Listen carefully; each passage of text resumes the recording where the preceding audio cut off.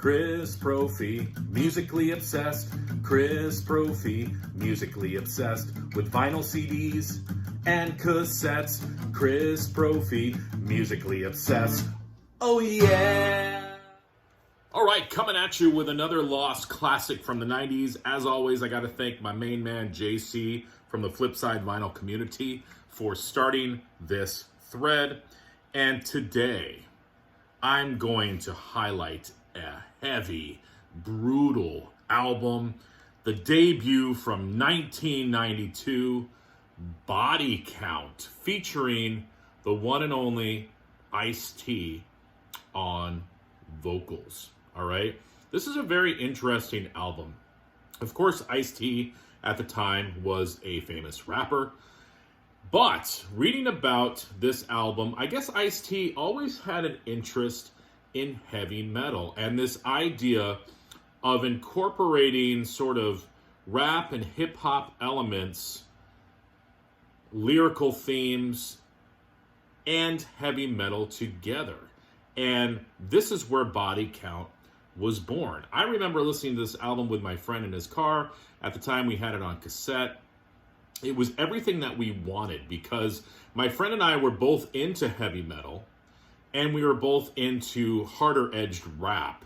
And it probably stemmed from, listening to the pairings of Public Enemy and Anthrax together, and on the lighter side, Run DMC and Aerosmith.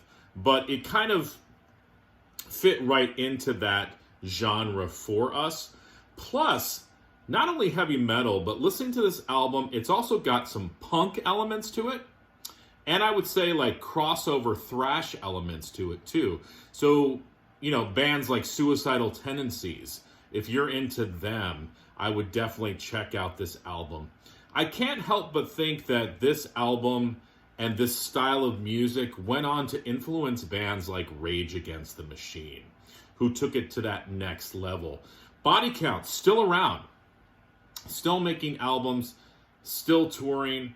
But this album, even though it came out way back in 1992, it still sounds fresh and heavy and sort of very unique for an album. There's really nothing else that sounds like this album. Like I said, I get elements of other things, but they definitely tapped into something very unique. Now, for those of you who know this album, this was a very controversial album at the time. This had the tune Cop Killer on it. It appeared as the last track on the album. And as you can tell or imagine, that song was pretty controversial, to the point that Ice-T decided to take it off the album. And again, that's what I read. I'm sure it was more than just Ice-T who decided to take the song off of the album. So there are versions of this album floating around out there without Cop Killer. This happens to be a version with that song. Controversy aside, this is a phenomenal record. This is definitely a lost classic.